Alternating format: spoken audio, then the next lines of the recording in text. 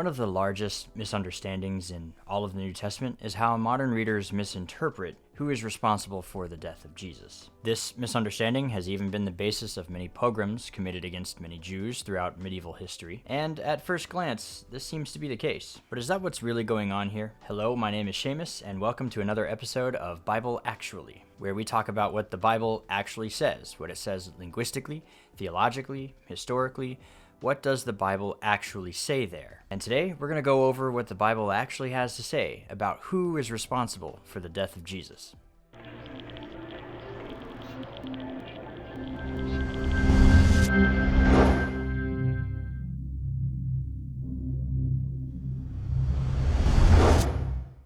The New Testament writings seem to place the blame of the death of Jesus squarely on the shoulders of the Jewish leaders of Jesus' day, particularly John's Gospel. John's Gospel seems to imply that the Jewish authorities, possibly even the entire populace, wanted Jesus dead. They wanted to kill Jesus themselves, but the only thing standing in their way was Rome. As John 18:31 says, "We are not permitted to put anyone to death." Matthew's gospel seems to share the same sentiment, putting the blame on the whole people, with them seeming to accept responsibility and relinquishing any responsibility from Rome with the phrase, "His blood be on us and on our children." Couple these statements with the belief in the Trinity, and what you have is a strong formula for Christian persecution against Jews via the charge of killing God. However, most Christians today would tell you something like, it was the Romans that killed Jesus. So which is it? Did Rome intentionally kill Jesus, despite what the Gospels seem to imply? Or is this more of a technicality, where the Jewish authorities did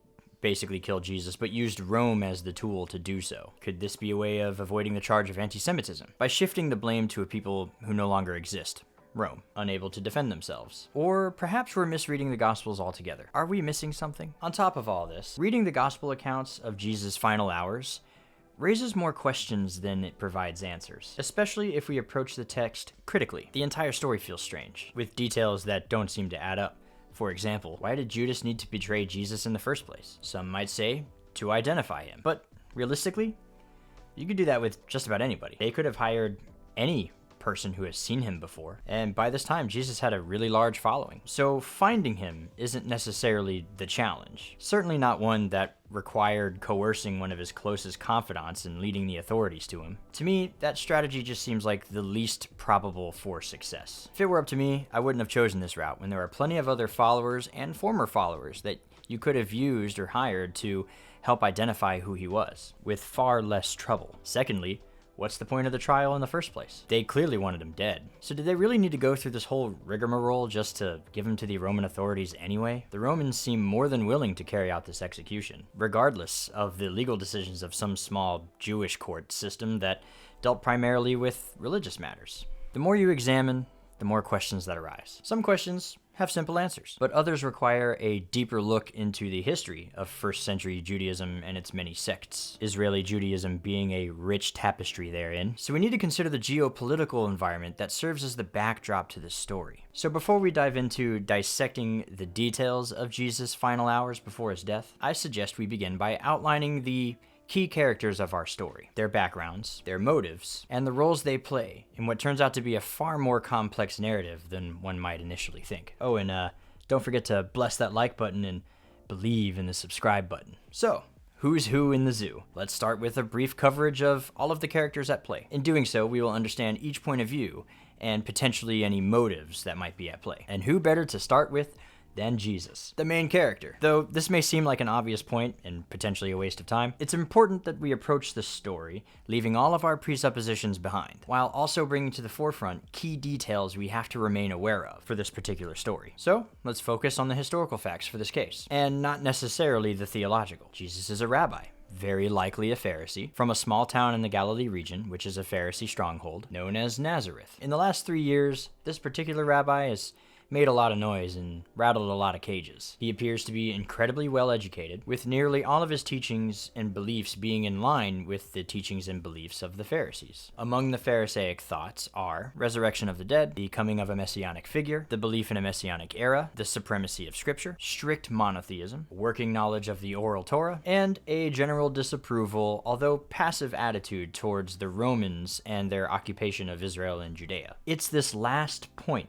the one about the Romans, that's the most important. Couple this with the belief in the Messianic era, or the coming kingdom of heaven, and keep these particular facets of Jesus' life and reputation in mind as we move forward. Next, we have Judas Iscariot. Famous for his betrayal of Jesus for the price of 30 silver coins, he was the money carrier of the group. Most pious Jewish men didn't carry money on them daily, if they could help it, since the coins themselves had the image of the Caesar printed on, and Caesar declared himself to be divine. Therefore, the coin had an idol on it. And so, many groups would elect a person to be the money carrier for the group, maybe swapping out every so often so that the primary money handler wouldn't have to shoulder carrying the idolatry every single time. Judas likely got his name, Iscariot, from a small militia Zionist group known as the Sicarii, named after the sickle dagger Sicae. In Latin, the singular form of this word is Sicarius, meaning something like dagger man or knife guy. The Sicarii are known for their strong stance against the Romans, and believed in Israeli independence via a strong military action, utilizing guerrilla tactics and insurrection. Before the failed Jewish revolt of 70 CE, the Sicarii were known for basically terrorism, things like terror kidnapping, extortion, robbery,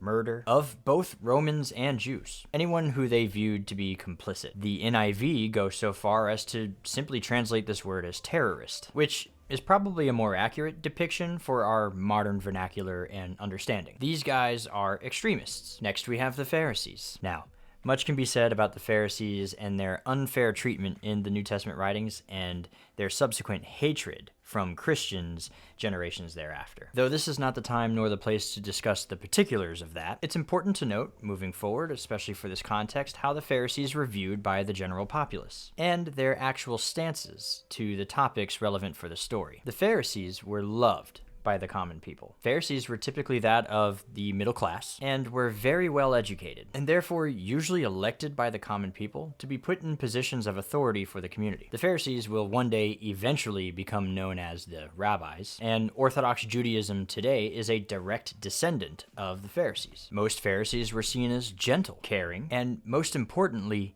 lenient when it came to Torah rulings, despite what Christians would have you believe. There were two dominating schools of Pharisees in Jesus' day, the school of Hillel and the school of Shammai. These two schools of thought had various and sometimes opposing philosophies. Jesus in particular seems to have aligned himself with the school of Hillel, while openly confronting the teachers and leaders of the school of Shammai. During the days of Jesus' ministry, the school of Shammai had gained control as the dominating school of thought among the Pharisees, with Shammai himself leading the way. He was the minority leader in the Sanhedrin. A small note here, too, the Sanhedrin was only a minority Pharisees, not the majority, so he was the minority party leader. The Sadducees were in the majority. More on them later. But the most important details to keep in mind for the story is their stance on Messiah and Rome. The Pharisees believed in a coming Messiah, and that such a Messiah would lead the way into victory against Rome, to reestablish Israel as a free and independent kingdom. They in turn also had a passive attitude towards their Roman occupation, electing to do their best to work alongside Rome, and to have a more diplomatic approach to freedom and independence. They largely disassociated themselves from zealot groups as being too extreme, the thinking being that it's not their job, it's the Messiah's job to bring about Israel's restoration. And in the meantime, they will work to maintain whatever peaceful relations are possible until then. You see this attitude reflected in Paul's writings quite a lot. Next, the Sadducees, one group that perhaps doesn't get enough criticism. In Jesus' day, the Sadducees were largely made up of the aristocratic class, and many of them held positions in the priesthood. The Sadducees were essentially in Rome's pocket, agreeing to act largely on Rome's behalf. The Romans installed the Sadducees, believing that allowing locals to govern would reduce the likelihood of revolts, while still maintaining control without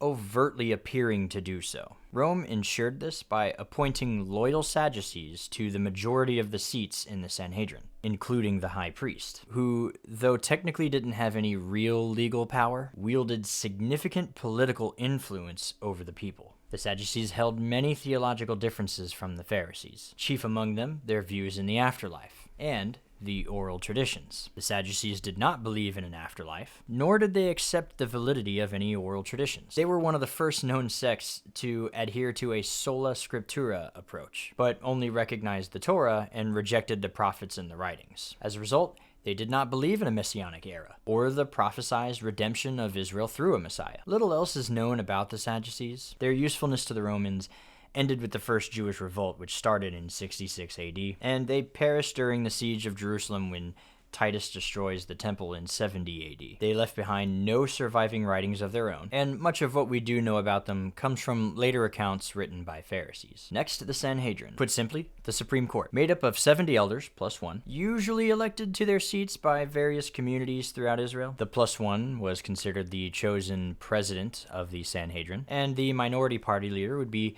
chosen to serve as a sort of vice president called the Av Beis Din, which is the position Shammai held at the time. However, of course, the Sanhedrin's role would change during Roman occupation, with the high priest seeming to interject as the president in order to make sure that rulings are in keeping with the intentions of Rome. During this time period, the Sadducees were the majority party, while the Pharisees were the minority party. Now, this would change after the failed Jewish revolt, and the Sanhedrin would move to Yavna, and then again in Galilee with a primarily Pharisee control. You can find more information about the Sanhedrin in Josephus' Antiquities, chapter 14. Additionally, it's important to note that the Sanhedrin was removed from the Chamber of Hewn Stone sometime around 30 AD-ish, and they were not able to make any rulings on capital punishments while outside of the Chamber of Hewn Stone, such as Jesus' trial in about 30 to 33 AD. Any Sanhedrin formed for a capital case during this time would have been considered illegitimate. Alright,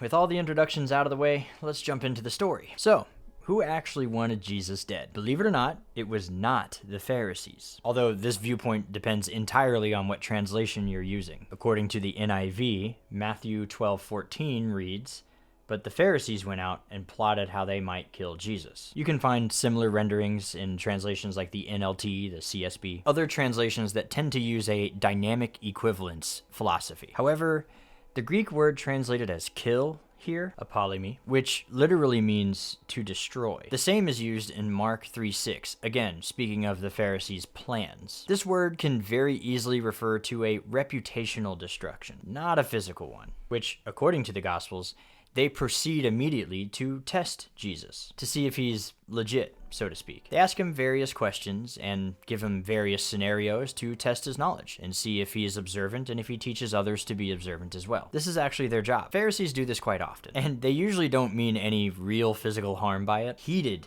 peer-to-peer debates and challenges are the norm in Pharisee lifestyle. And the part that's lost in transmission of these debates is how none of it's taken personally. This, what we in the modern West might perceive as a very heated and hate-filled debate, is not viewed this way in the ancient Judaism of Jesus' day. There's nothing personal about this. And they do this for two reasons. For one, it prevents complacency, keeping every rabbi sharp and on his toes, ready for any challenge that might come his way, from any source, be it from within or without the community. Secondly, it's seen as a form of worship, constantly engaged in God's word, always seeking him, seeking self-improvement, growing closer to God. But if the challenge isn't a real challenge, well, then it's not a challenge at all. You're just living in an echo chamber. But even if the Pharisees that Jesus addressed did take it personally, the gospel's use of the word destroy is indicative of rhetorical intentions, not physical harm. The gospels always use this word destroy when talking about the Pharisees' plans, but it uses the very plain word for kill when it talks about the priests and the Sadducees' plans. Matthew 26:3-4 reads,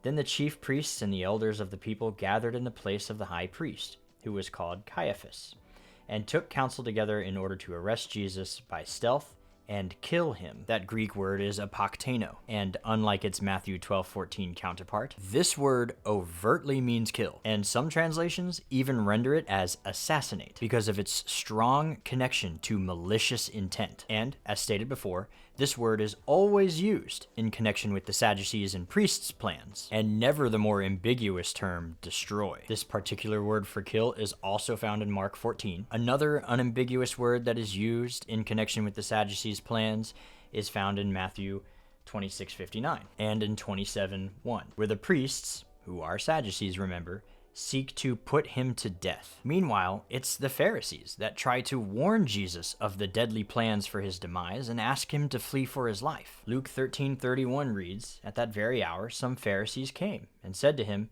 'Get away from here.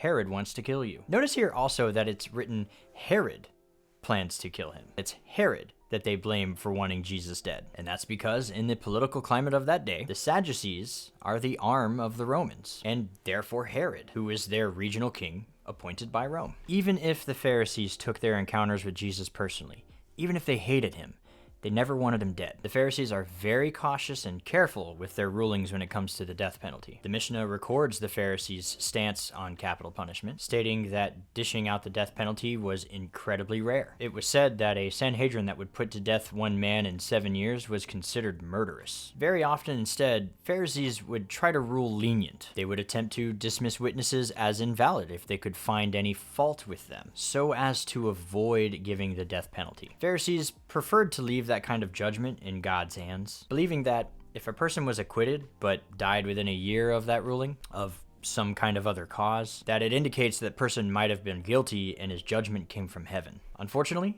the Pharisees were not in control of the Sanhedrin at the time of Jesus, and the Sadducees held no such convictions about the death penalty. So we know now that it was actually the Sadducees that wanted Jesus dead. But this raises other questions that we have yet to answer. Why exactly did they want him dead? Why did they need someone to betray him, if only to point him out in a crowd? What new information could Judas possibly give to the authorities that would be of benefit? The reason these questions are needed is because, contrary to popular Christian belief, Jesus did not claim to be God, and he wasn't killed because he claimed to be God. If we read the story as though we don't know how it ends, and without any theological presuppositions, you will find that the accounts in the Gospels tell a very different version of the story than Christians usually tell. For example, if Jesus claimed to be God, well then, that's the end of that. He would be brought before the court immediately, with witnesses being brought to tell the story of how they witnessed him saying his self-proclaimed divinity. There would be no need for a betrayer in Judas. Now, I know I just opened a whole other can of worms, and unfortunately, I do not intend here to address every single Bible verse Christians claim as proof texts that Jesus claimed to be God. That will be for another video entirely, or series of videos, really. But for now, I think it's satisfactory to simply point out that at no point during the trial of Jesus do we see anyone bring forth this charge. We do see many false witnesses come forward with many different charges, none of which seem to stick due to a lack of legitimacy. If Jesus had indeed claimed to be God, this would be an open and shut case. Claiming to be God is in fact actual blasphemy, and would arguably be grounds for a death penalty. So, what happens instead? If they didn't charge him with claiming to be God, what did they charge Jesus with? Let's have a very careful look at the account. What does the Bible actually say here? In Matthew 26, starting in verse 57, we have the account of the trial of Jesus at the Sanhedrin, with the high priest Caiaphas proceeding. The chief priests and the whole Sanhedrin were looking for false testimony against Jesus so they could put him to death, but they could not find any, even though many false witnesses came forward. Finally, 2 who came forward stated, "This man said, I can demolish God's sanctuary and rebuild it in 3 days." As we mentioned before here, we see no indication of charges being brought forth that he claimed to be divine. Just a bunch of false witnesses attempting to trump up a bunch of charges in order to get a guilty verdict. But nothing seems to stick. The Sanhedrin needs at least 2 credible witnesses to render any judgment. And to that end, at least, it seems this kangaroo court is trying to get some semblance of legitimacy here, so that they can technically say that this judgment was done by the book. However, without 2 legitimate witnesses, nothing can be done. So finally, they find 2 witnesses whose story matches up. They tell the court about the time Jesus spoke of the temple's destruction and rebuilding it in 3 days, which of course was a parable and not a statement of fact, as these witnesses seem to suggest. Nevertheless, finally, the court has what it needs: a reason to prosecute. What happens next is the most important details of this narrative. The high priest then stood up and said to him, "Don't you have an answer to what these men are testifying against you?" But Jesus kept silent.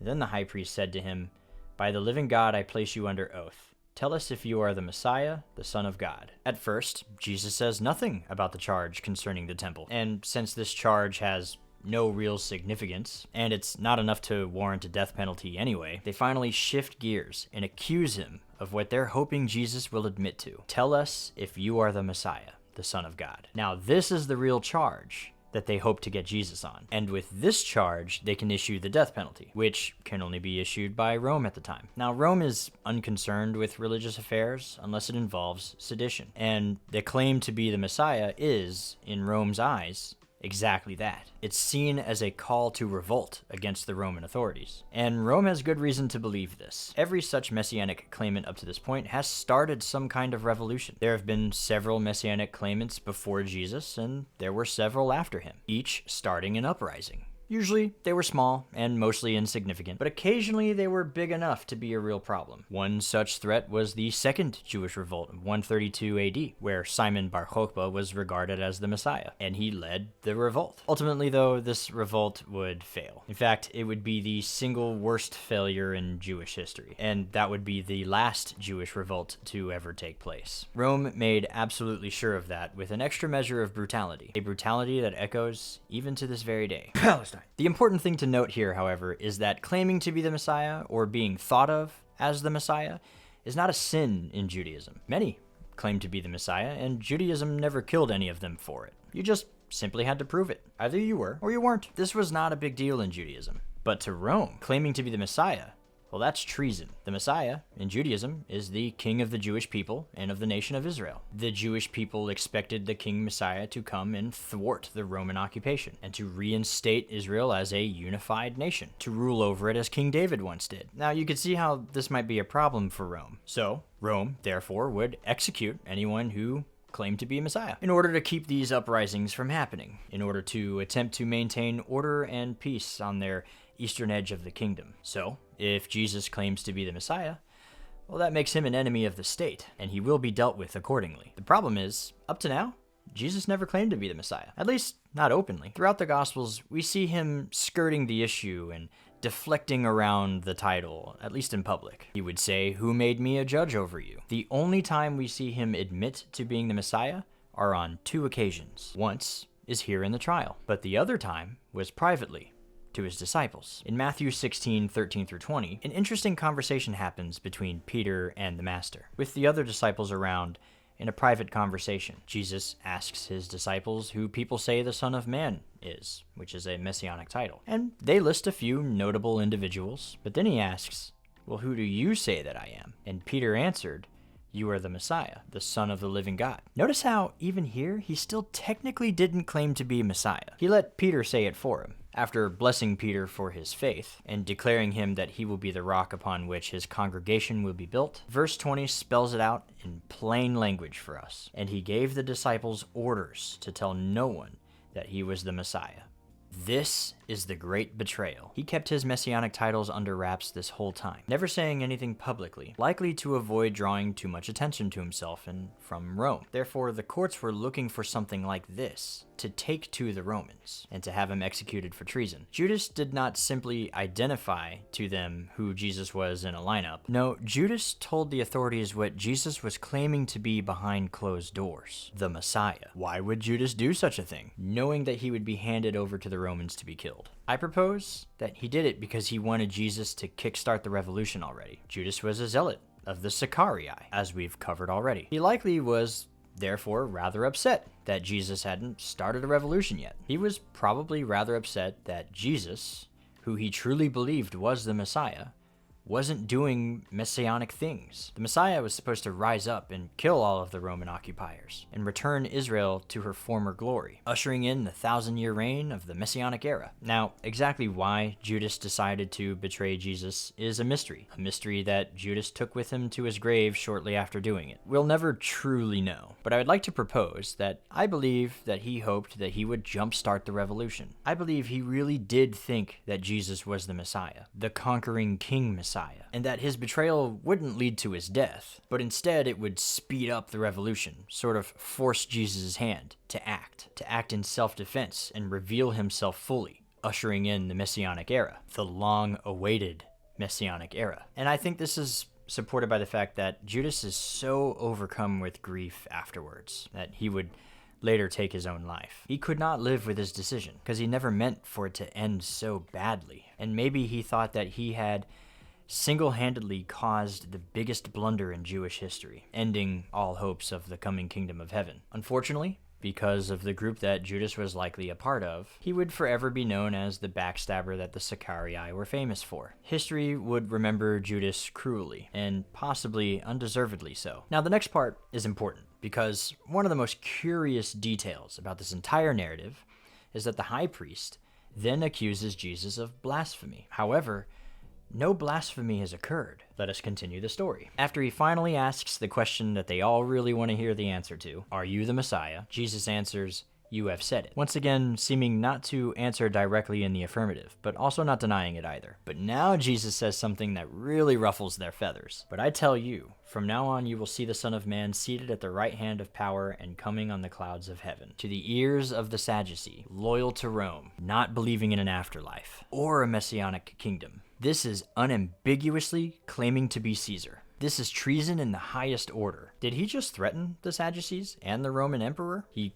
clearly claimed to be the rightful king. Upon hearing this, the high priest loses his bearing, probably out of pure shock at the sheer audacity of this person. He screams, "He has blasphemed," while tearing his most holy robes, which is arguably an act far more blasphemous than the non-blasphemy of claiming to be a Messiah. Blasphemy is a very serious charge in the Sanhedrin, and it comes with specific definitions as to what constitutes such a judgment. For one, the word itself, blasphemy, is just the Greek word for slander. Its Hebrew equivalent in the Tanakh is nakav, which means something like to pierce, but it's always used in a way of expression, like a piercing insult or a curse. Its use in the Torah, however, as a serious crime that warrants the death penalty is limited to slandering God. The first case of this, which becomes an example and the standard used for blasphemy moving forward, comes from Leviticus 24, where an Israelite spoke God's name and cursed, implying that he cursed at God. The Hebrew literally reads, "and he cursed the name and cursed." The rabbis concluded a couple of things from this. For one, there are two different words being used for the word curse in the same sentence here, so it must mean two separate things. First, it means to slander God, but to be charged with the crime of blasphemy legally and to warrant the death penalty, one must have also slandered God while saying the holy name. Other charges of lesser blasphemes without the use of the holy name would warrant lashes instead. Eventually, this ruling would go on to include pronouncing the name at all, based on the verse in Leviticus 24:16, which the JPS plainly translates to,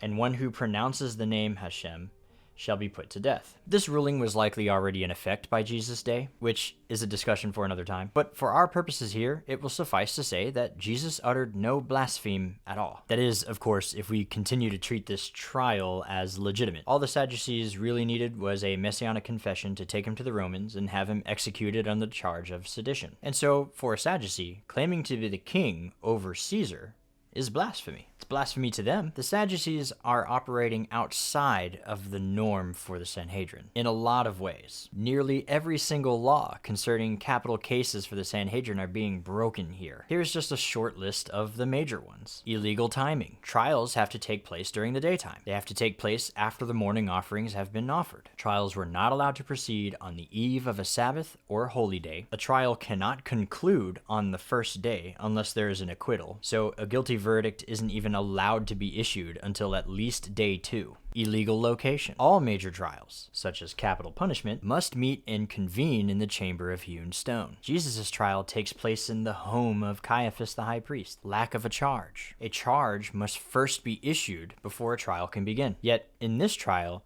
Jesus is interrogated, with the Sadducees looking for a charge. He was guilty before he arrived. Guilty of what? Well, their goal was to find out what, after they decided he was guilty. The full Sanhedrin isn't present. This is perhaps the biggest issue of them all. It appears that there were no Pharisees present at this case. If there was, there were so few in number that they practically weren't there at all. Luke's gospel clearly indicates by listing the chief priests and the scribes convened. And in fact, the Pharisees aren't mentioned at all in any of the gospel accounts. Not even once. It's more than likely that the Pharisees weren't invited to this interrogation. The Sadducees know that if they had been, well, they would have pushed against the court, offered counter witnesses, offered Jesus a chance to defend himself, or they might speak up and try to delay the process, object to the location. Nevertheless, the Sadducees have what they need. Rome puts insurrectionists to death, and they have here a man who claims to be king over Caesar. King over the Caesar they serve. It may not be blasphemy by the Sanhedrin standards, but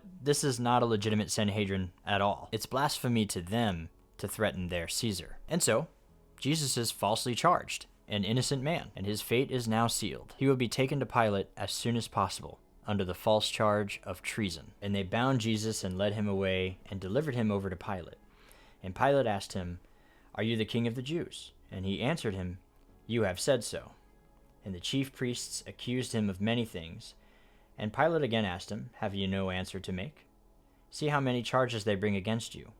But Jesus made no further answer, so that Pilate was amazed. Note here again the charge that's brought before Pilate. King of the Jews. Treason, not blasphemy, and not for claiming to be God incarnate. Jesus once again answers very carefully, still having never publicly admitted to being Messiah. Now, what we know about Pilate historically is that he held no qualms about executing people. He was incredibly brutal and heartless. This account of him from the Gospels is actually very much out of character for him, and scholars have since proposed that this is likely the Gospel accounts softening the blow to avoid directly accusing Rome of killing an innocent man. Because remember, Rome is in control, and they don't take criticism lightly. Pilate will go on to do things like wash his hands clean, innocent of this man's blood, basically speaking on behalf of Rome, something that probably did not happen historically, but was probably written so as not to upset the Roman authorities against this Christian sect who was passing around letters of slander against Rome. But make no mistake,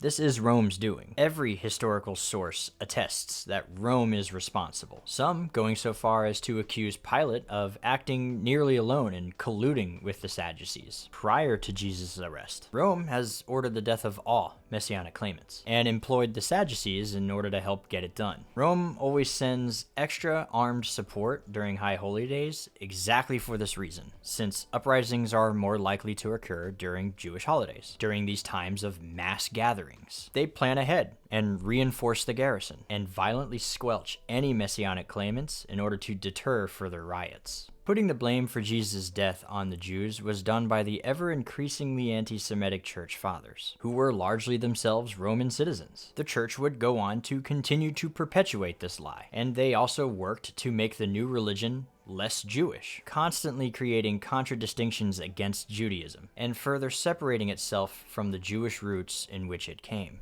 Most of this happening during the parting of ways, around 132 AD with the Bar Kokhba revolt, because Jews became the enemies of the state, and Christians, now mostly Roman citizens, would take measures to separate themselves from any associations with the enemy by any means possible, which brings me to another point often brought up by anti-Semites, the verse, "His blood be on us and on our children." As you may well know by now, however, this is not the Jewish people. It's not even a crowd that includes Pharisees. This is a crowd of Sadducees and priests. And this would turn out to be a self-fulfilled prophecy, since just one generation after this happens, the temple would be destroyed and the Sadducees would cease to exist, the whole sect being killed in the process. To conclude, it was the Romans who mocked, flogged, spat on, crowned him with a crown of thorns. It was the Roman loyalist Sadducees that set him up under the cover of darkness so quickly and on the edge of a major holiday that no one could have time to stop it or raise an objection. It was under the direction of Rome that the Sadducees put this together. They would undercut the whole Sanhedrin on purpose, doing what they could to skew this in their favor, holding the trial at the high priest's house in the middle of the night,